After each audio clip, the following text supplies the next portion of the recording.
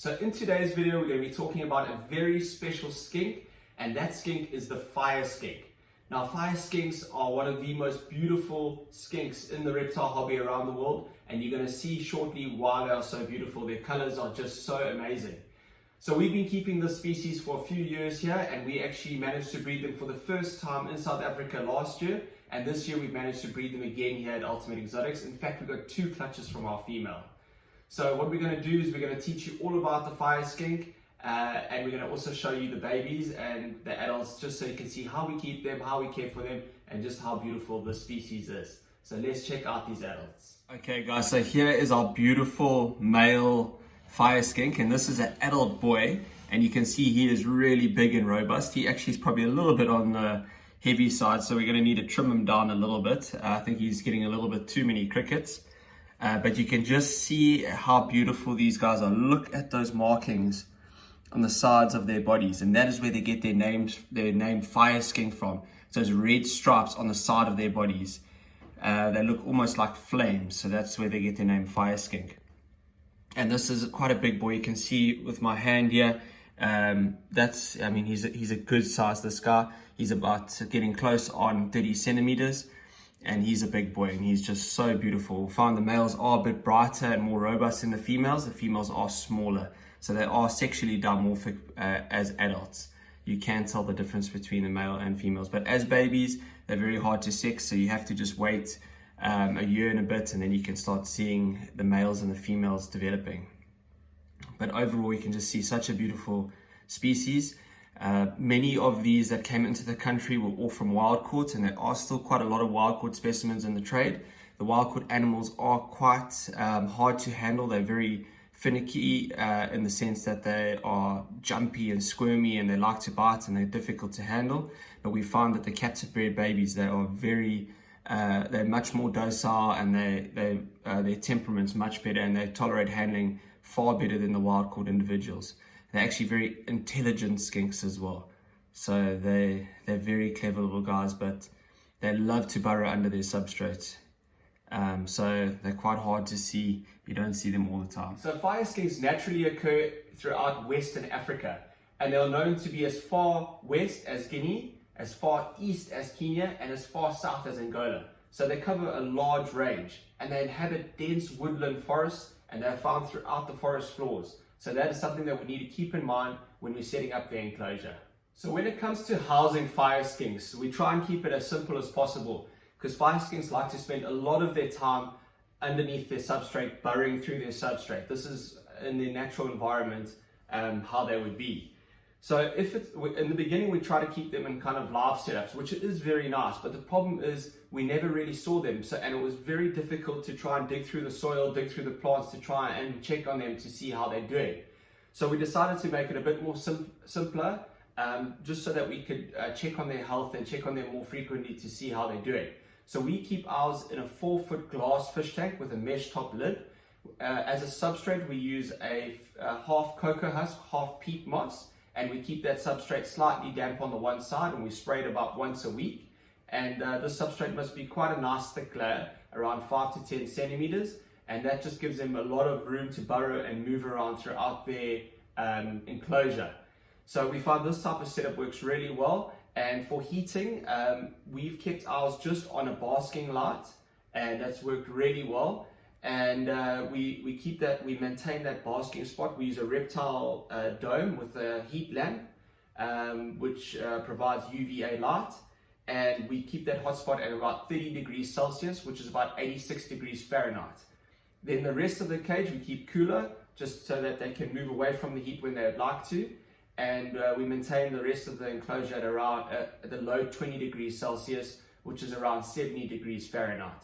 And this type of setup works really well. We then have a nice large water bowl. Although I haven't seen them drinking much, I'm sure they will use that water bowl. It's very important, a large shallow water bowl, which we put on the cool end.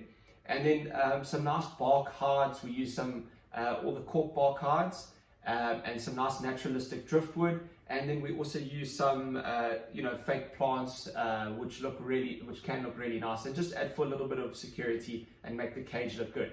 But what I recommend is the decorations you use, they must be easy to remove, so that when you want to check on your fire skinks, you haven't seen them for a while because they're spending all their time underneath the soil, you can just move the decorations out. You can scratch through the soil and the substrate easily, and you can find them and just check that they're doing okay.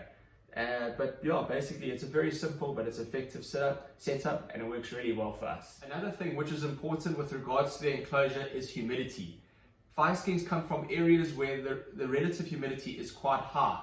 So it's important to try and maintain a relative humidity of about 60 to 70%. And this can be done by spraying on quite a regular basis. A few times a week should be sufficient. So just keep an eye on humidity levels. And like I mentioned, just keep one side, we keep our cooler end of the enclosure, the soil damp. It mustn't be wet, but just must be damp. And that damp soil is very important, and it also will help maintain that higher humidity. So just another important thing to remember. When it comes to feeding fire skinks, they love to eat. And we feed them just a variety of insects. Crickets are basically their staple diet. And then we add mealworms, superworms, and roaches to that as well. And they don't need to be fed too often.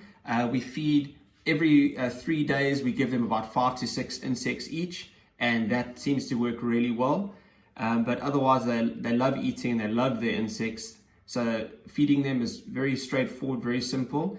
We also use the calcium. We also make sure to dust our insects with a calcium and multivitamin supplement. And with that, we haven't had any issues with regards to feeding them, and they love their insects. And you'll see when you put the insects in the cage, the crickets, they'll run around the cage chasing them and eating them. And it's quite enjoyable to watch.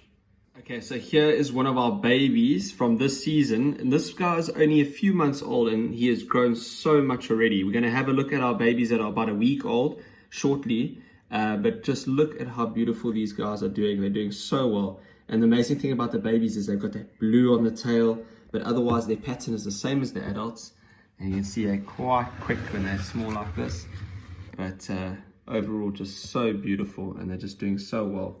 We're so happy with them.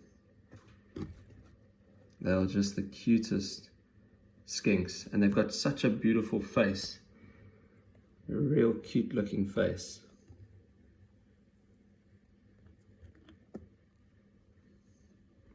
And look at the blue on his tail.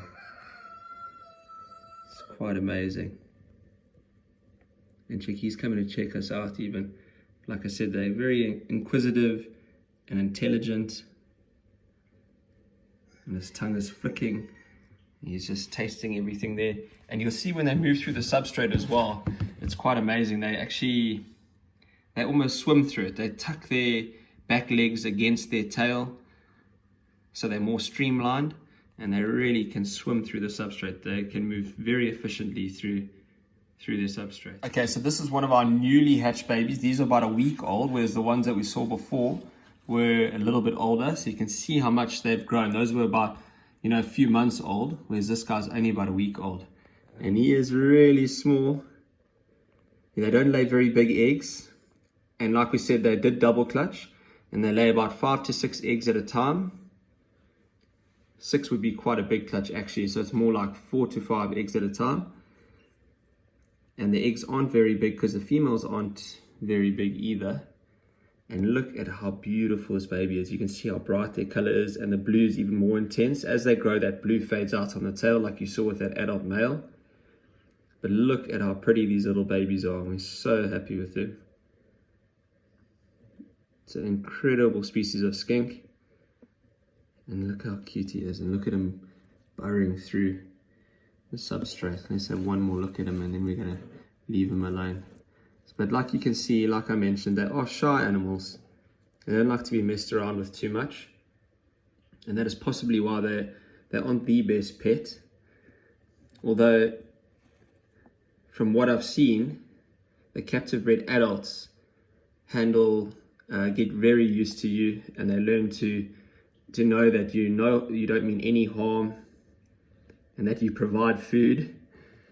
And apparently they can tolerate handling quite well once they learn, because they're very intelligent, so they can learn to tolerate handling very well. But at the moment, obviously, when they're this young, they are shy naturally, because they see us as a threat. But oh, he is beautiful. And right now these guys are getting extra small crickets and small mealworms, and they seem to grow really well on the mealworms. And we put the mealworms into a shallow dish with some calcium and vitamin powder, and they seem to really enjoy that. Just one more thing with the species, don't let it get too hot. When we say that hot spot at 30 degrees Celsius with the enclosure, you make sure you put that on a temperature controller and you don't let it get above 30 degrees Celsius. And make sure that room temperature stays in the 20s, because they don't like too much heat. You can imagine on the forest floor, underneath the leaf litter, in the soil, down in burrows where they're going to be foraging, it's going to be much cooler there. And we have had issues with too much heat with some of them, so just make sure they don't get too hot.